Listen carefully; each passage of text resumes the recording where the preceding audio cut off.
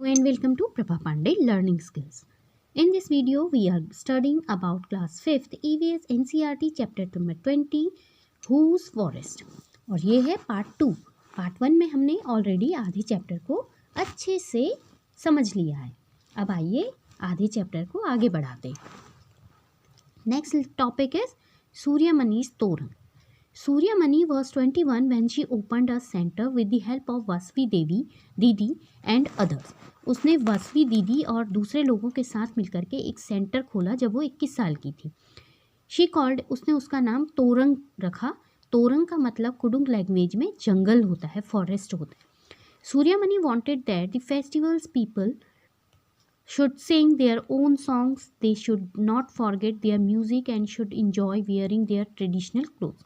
सूर्यमणि चाहती थी कि फेस्टिवल्स में जो सॉन्ग्स होते हैं वो लोग यहाँ पर गाएं और वो ना भूलें अपने म्यूज़िक को, अपने ट्रेडिशनल जो उनकी जो क्लोथ्स हैं, उनके जो कपड़े हैं उनको वो पहने और यहाँ पे खूब इंजॉय करें, मज़े करें, नाचें गाएं।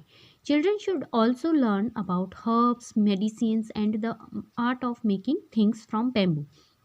और बच्चे भी बहुत कुछ सीखें, यहाँ पर आएँ और हर्ब्स, जंगलों से जो हर्ब्स मिलती हैं, दवाइयाँ मिलती हैं और किस तरह से बैम्बू से अलग अलग चीज़ों को बनाया जाता है, इस तरह की चीज़ें यहाँ पर आके सीखें। Children should learn the language of school but must link it with their own language. बच्चे अपने स्कूल की लैंग्वेज से भी सीखें, लेकिन वो अपनी जो उनकी मदर टंग है, उनकी जो मातृभाषा है, उसको वो ना भूलें, कुडुक लैंग्वेज को ना भूलें। All this happens in the Torang centre, ये सारा काम तोरंग सेंटर में ही होता था। Many special books about the Kurukh community and other Adivasis have been collected there. Flutes and different types of drums are also kept there. इस तोरंग सेंटर में उन्होंने बहुत सारे अलग अलग जो इंस्ट्रूमेंट्स होते हैं, म्यूज़िकल इंस्ट्रूमेंट्स जैसे ड्रम्स हैं, फ्लूट्स हैं और अदर चीज़ों को भी रखा गया था। इसके अलावा वहाँ पे कुछ स्पेशल टाइप की कुडुक कम्युनिटी को जो बताते हैं के बारे में जो बताने वाली बुक्स थी उनको भी रखा गया था, जिनसे कि जो भी उनको पढ़े तो उसको कुडुक कम्युनिटी के बारे में कुछ पता चले।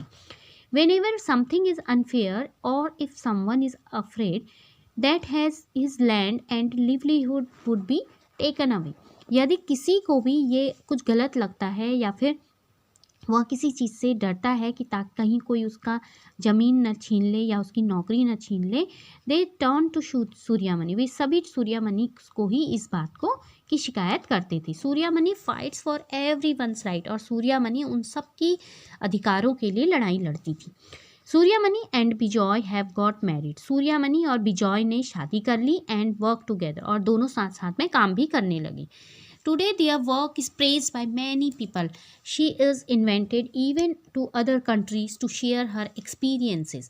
People of her area are also raising their voices for a new forest law. अब जो भी उनके पास, हर कोई उसके काम की, उन दोनों बिजॉय और सूर्यमणि के काम की बहुत ही प्रशंसा करते थे, तारीफ़ करते थे।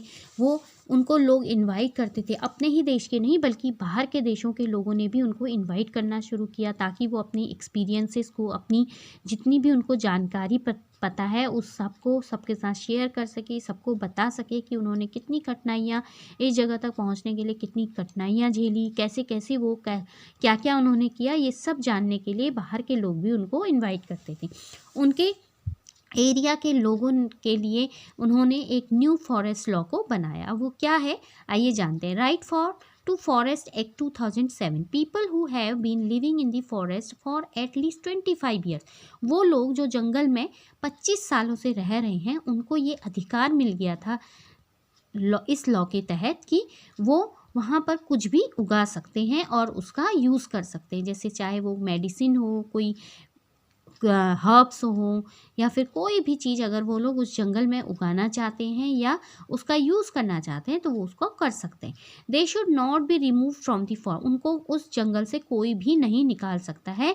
The work of protecting the forest should be done by their gram sabha, उनको इस तरह इस चीज़ों से प्रोटेक्ट करने के लिए उनके आगे ग्राम सभा थी, जो ग्राम सभा उनको प्रोटेक्ट करती थी। जिन लोगों को अगर इस कानून के तहत किसी को भी निकाला तो नहीं जा सकता था, लेकिन बाई चांस अगर कोई उस जंगल से उसको हटाया जाता था, उसके लिए ग्राम सभा अपनी आवाज़ उठाती थी।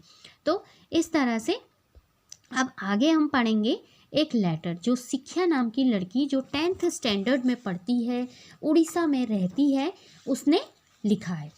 अब देखो वो क्या, इस लेटर में उसने चीफ मिनिस्टर को लिखा है। उसने लिखा, a forest is everything for us Adivasis. हम आदिवासियों के लिए ये जंगल ही सब कुछ है। We can't live away from the forest. हम जंगल से अलग नहीं रह सकते हैं, इवन फॉर अ डे, एक दिन के लिए भी अलग नहीं रह सकते हैं। Government has started many projects in the names of development. Government ने प्रोग्रेस के नाम पर, मतलब प्रगति के नाम पर, डेवलपमेंट के नाम पर बहुत सारे प्रोजेक्ट्स, काम हमारे इस गांव में शुरू किए हैं। जैसे डैम्स को, फैक्ट्रीज को उन्होंने नए नए बनाया है। Forest which are ours are being taken away from us. हम जंगलों से ही अपना सब कुछ करते हैं, मतलब हम पूरी तरह से जंगलों पर डिपेंड हैं। Because of these projects we need to think where the forest people will go and what will happen to their livelihood. तो अब लेकिन इन प्रोजेक्ट्स के कारण अगर डैम्स बनेंगे, फैक्ट्रीज बनेंगे, तो हम लोगों को वहाँ से हटाया जाएगा।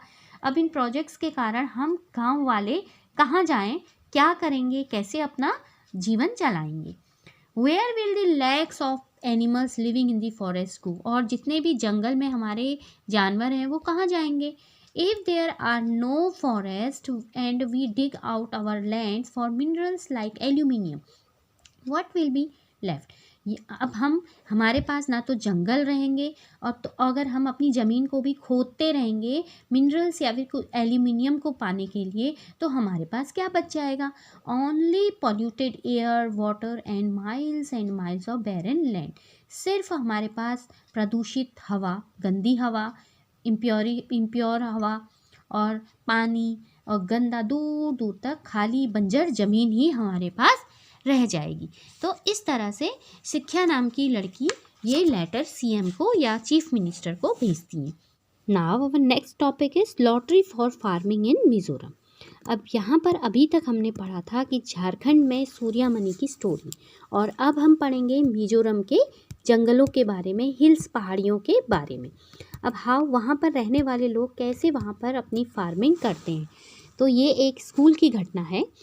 डिंग ding ding as soon as the school bell rang. तभी जल्दी से घंटी बजी, स्कूल की बेल बजी। Lomte A Dingi and Dingima picked their bags and hurried home. जो ये बच्चों के नाम हैं, लोमटे आ, डिंगी एंड डिंगिमा, इन सभी ने अपने अपने झोले उठाए, अपने अपने बैग्स उठाए और घर को भागे। On the way they stop to drink water from a stream in a cup made of bamboo while was kept there. रास्ते में उनको पानी पीने की भी फुर्सत नहीं, रास्ते में उनको एक स्ट्रीम मिला, वहीं से उन्होंने, वहाँ पर कुछ बैम्बू के कप्स रखे हुए थे, बांस के बने हुए कप रखे थे लोगों ने, तो उन्हीं से उन्होंने पानी पिया। Today not only the children, even Saima sir was in a hurry to get back. आज बच्चों को ही जल्दबाजी नहीं थी, बल्कि जो उनके सर थे, उनका टीचर थे साइमा सर, उनको भी आज घर जाने की बहुत ही जल्दी थी। Today there would be a special meeting of the village council panchayat. आज वहाँ पर आज गांव में एक बहुत ही अच्छी, बहुत स्पेशल, विशेष तरह की एक मीटिंग रखी गई थी काउंसिल पंचायत ने, ग्राम के पंचायतों ने। At the meeting there would be a lottery to decide which family will get how much land for farming. आज गांव में लॉटरी थी। अब लॉटरी का मतलब होता है कि एक बैम्बू बास्केट में सभी गांव वालों के नाम एक पर्चे में लिखकर या एक पेपर में लिखकर उसमें रखा जाता है। फिर उनमें से जिसका भी नाम आता है वह इंसान सबसे पहले चूज़ करता है कि वह खेती करने के लिए कितनी ज़मीन उसको चाहिए, वह उसे मिल जाती है। फिर सेकेंड इंसान का नाम निकाला जाता है। Then he chooses how much land he want to for the farm. इस तरह से गांव की जो भी खेती करने वाली ज़मीन होती है वह पूरे गांव वालों में बांटी जाती है। इसी तरीक़ों को हम लॉटरी फार्मिंग कहते हैं, लॉटरी कहते हैं। अब इस तरह से वहाँ पर सभी लोग इकट्ठे हुए। A beautiful pot made of bamboo was shaken well, one shake was taken out. Saima sir's family got the first chance. अब साइमा सर का जो परिवार था उसको पहला चांस मिला। He said I am happy that my family gets to choose first but this year we can not take more land. लेकिन आज इस साल हम ज़्यादा ज़मीन हमको नहीं चाहिए। Last year I had taken more and was not able to farm it well. पिछले साल मैंने बहुत ज़्यादा ज़मीन ली थी लेकिन उसमें बहुत अच्छे से खेती नहीं हो पाई।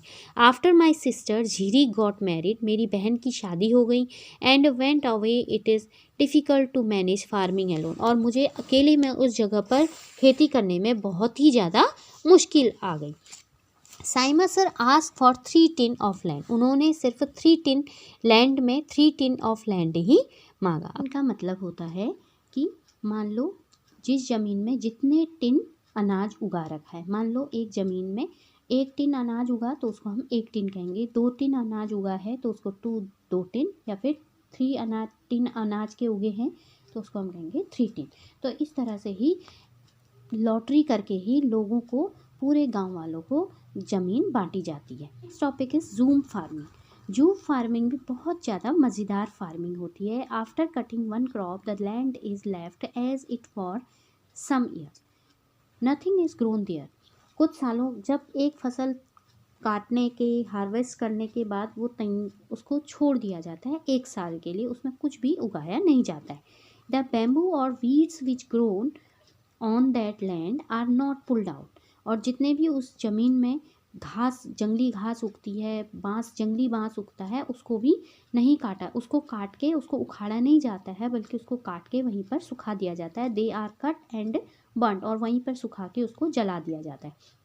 The ash makes the land fertile.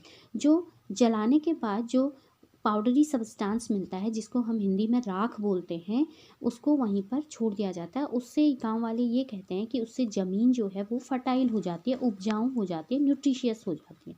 While burning care is taken so that the fire does not spread to the other parts of the forest.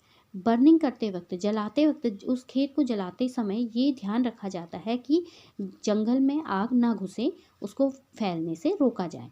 When the land is ready for farming, it is lightly dug up। और जब खेत जो है पूरा खेती करने के लिए तैयार हो जाता है, तब उसको धीरे धीरे उसको खोदा जाता है। नॉट प्लोड, उसको प्लो नहीं किया जाता है, बल्कि उसको डग किया जाता है।